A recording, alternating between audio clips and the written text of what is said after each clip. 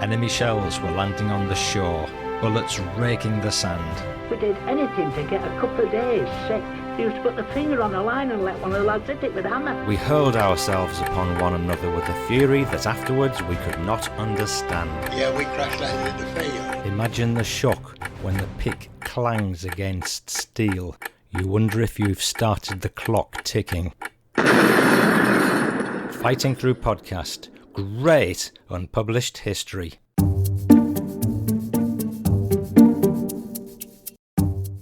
Welcome to a special season of 5-minute biographies on the first 10 British Prime Ministers, while we wait for season 17 of the regular show to commence. Today, we bring you episode 9, Augustus Henry Fitzroy, the 3rd Duke of Grafton. Augustus Henry Fitzroy, 3rd Duke of Grafton, was a significant figure in 18th century British politics, known for his roles in domestic and foreign affairs during a transformative period for the nation. Born on the 28th of September 1735, he was the son of Lord Augustus Fitzroy and Elizabeth Cosby. His aristocratic lineage traced back to King Charles II, making him a prominent member of British high society from birth. Educated at Westminster School and then at Peterhouse, Cambridge, Grafton was well prepared for a career in public service. His education instilled in him a strong foundation in classical studies and political philosophy, which would later influence his approach to governance and policy-making. Grafton's political career began in 1756 when he entered the House of Commons as the Member of Parliament for Boroughbridge. His early involvement in politics was marked by his alignment with the Whig Party, the dominant political force in Britain at the time. He quickly gained a reputation as a capable and ambitious politician, eager to make his mark on the national stage. In 1757, Grafton was elevated to the House of Lords following the death of his grandfather, assuming the title of Duke of Grafton. This transition to the upper chamber of Parliament allowed him to engage more directly with the highest levels of British politics.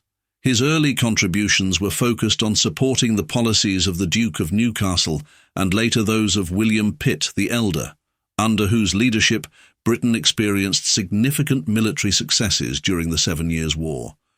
Grafton's rise to prominence culminated in his appointment as First Lord of the Treasury in 1767, effectively making him the Prime Minister. His tenure as Prime Minister was marked by significant challenges and controversies. One of the defining issues of his time in office was the ongoing conflict with the American colonies. Grafton inherited a fraught situation, with increasing tensions over taxation and governance. Despite his efforts to find a conciliatory solution, his administration struggled to address the colonists' grievances effectively. Grafton's government implemented several policies that aimed to assert British authority over the colonies, including the enforcement of the Townshend Acts, which imposed duties on various goods imported into America, including glass, lead, paper, paint, and tea. These measures were deeply unpopular in the colonies and contributed to the growing unrest that would eventually lead to the American Revolution. Grafton's attempts to balance firm governance with conciliation proved difficult, and his administration faced criticism from both sides of the political spectrum.